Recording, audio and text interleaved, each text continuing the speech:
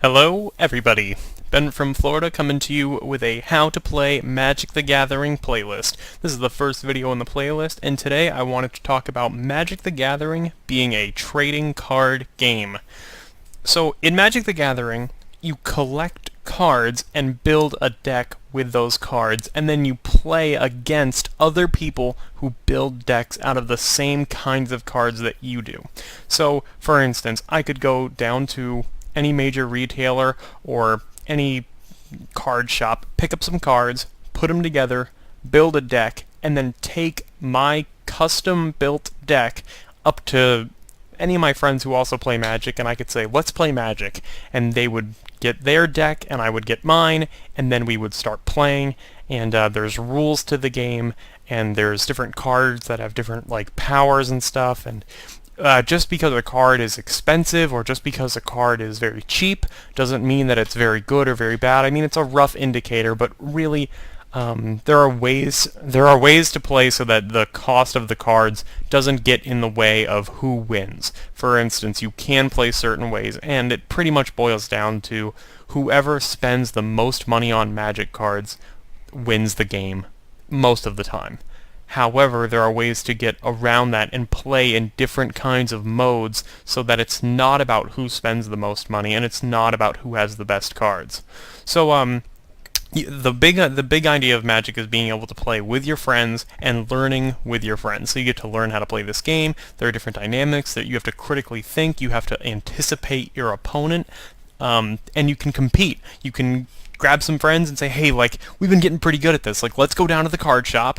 We'll go down to Friday Night Magic, and we're going to play against other people who we've never met before. You can make some new friends. You can hopefully win, because then you get prizes or cash prizes, or you get, like, more Magic cards, and, like, for instance, if you were to pay $10, you get a certain amount of Magic cards at a card shop, and you get, like, booster packs and all these different cards and stuff. And, for instance, if you pay $10 to enter a tournament, you might end up walking away with $50 worth of cards for your $10 if you can win. And it depends on how big the tournament is, and if the card shop rewards with like high stakes or whatever. But a lot of the times you play Magic the Gathering in a 1 versus 1 environment. That means you play against one other person, and you can play against as many people as you want. You just play each game individually against one other person.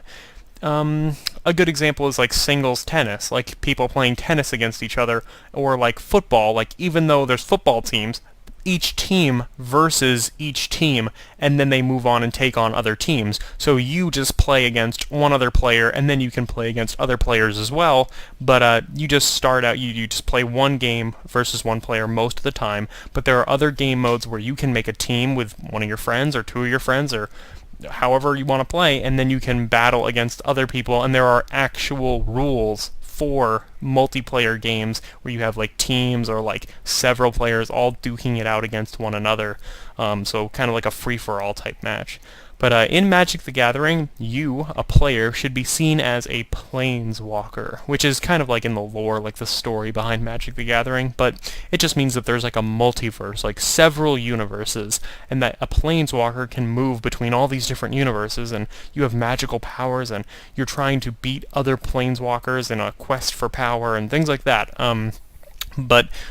But really, the biggest idea of Magic the Gathering is to have fun. So playing a card game with people, meeting new people, getting to hang out with your friends and do something fun, and it teaches like, you have to think very, very creatively to be the best Magic player. So you have to think of like you have to anticipate what your opponent might play or do, and you also have to think about like, what card should I play now? And you have to like have a sequence. You have to memorize the turn order, and you have to know a lot of things, and you get to learn a lot of things. And you have to be very open-minded to new strategies and new tactics, because Magic the Gathering is very, very, it changes direction all the time in a game. Like, the game may be looking like, oh, everything's in my favor, he's playing right into my hands, and then all of a sudden the tables now turn and something else is happening, and you see that he has advantages and you have advantages, and you're trying to see who can beat the other person, and it gets pretty exciting.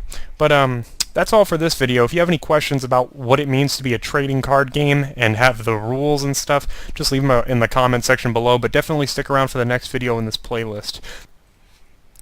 This is Ben from Florida, signing off. Have a great day, everybody.